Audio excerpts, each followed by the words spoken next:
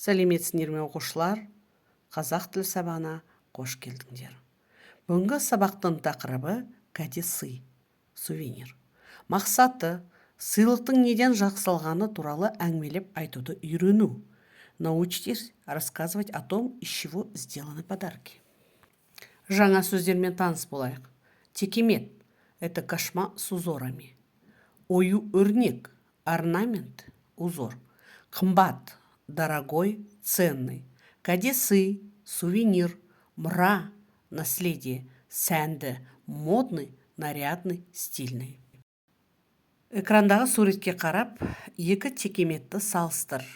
Әр текеметке қатысты сөз тіркесін құра. Үлгі берілген. Посмотрите на картинки. Сравните два текемета, то есть две кошмы. Составьте словосочетание каждому из них. Жарайсыңдар, балалар, өздеріңді тексеріңдер.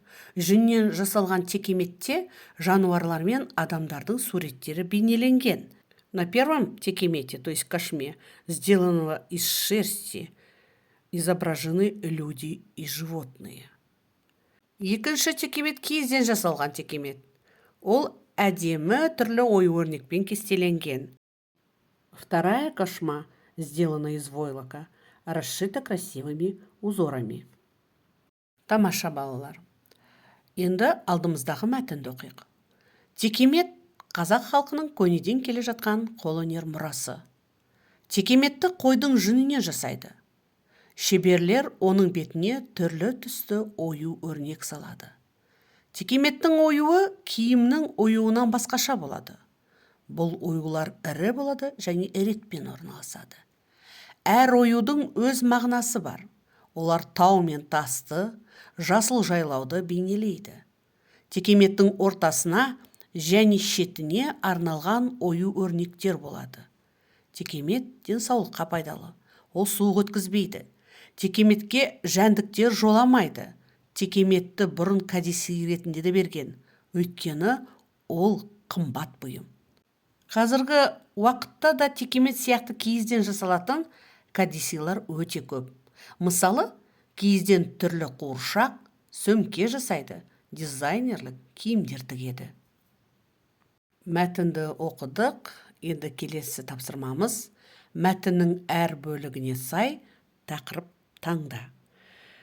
Выберите подходящую тему для каждой части текста.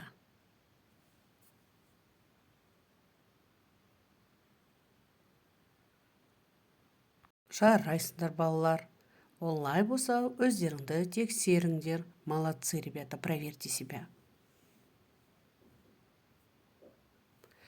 Келесі экрандағы суреттерге қараңыздар. Ойнайық. Суретте берілген заттар мен бұйымдар неден жасалған?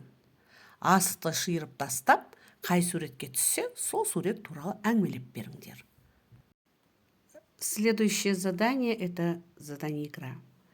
Бросая асыки или же кубики, надо рассказать о картинке, на которую выпадет асык или кубик. То есть рассказывайте, из чего сделано это изделие. Тамаша, балалар, алдарыңыздағы ықтимал жауаптар. Перед вами примерные ответы.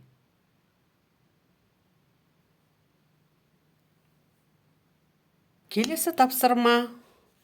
Осы суреттерден киізден жасалған бұйым атауларын теріп жазыңдар. Олармен сөйлем құраңдар. Выпишите название изделий из войлока и составьте с ними предложение. Жарайсыңдар, балалар. Олай болса, өздеріңді тексеріңдер. Проверьте себя. Осы жерде текемет, қоржын және киізден жасалған ойыншықтар. Киізден жасалған бұйымдар. Балалар, енді ойымызды дамытайық. Мысалы, сіздер кәдесыйлар көрмесін ұйымдастырыңыздар. Өз бұйымың туралы мәлімет беру керек. үлгіде көрсетілген. Мысалы, келіңіз көрсетейін, мұнда сәнді киімдер, бұйымдар өте көп. Мынау түйе, түйенің бағасы 3,5 мың теңге. Представьте себе, что вы организовали выставку сувениров. И вот вы рассказываете о своем изделии. Идите сюда, я вам покажу. Здесь очень много красивой одежды и изделий. Это верблюд. Цена верблюда 3,5 теңге. Жарайсыңдар балалар, сендердің де жауаптарың тура осындай деп ойлаймын. Олай болса өздеріңді тексеріңдер. Молодцы, ребята. Я думаю, ваши ответы совпали с нашими ответами. Проверьте себя.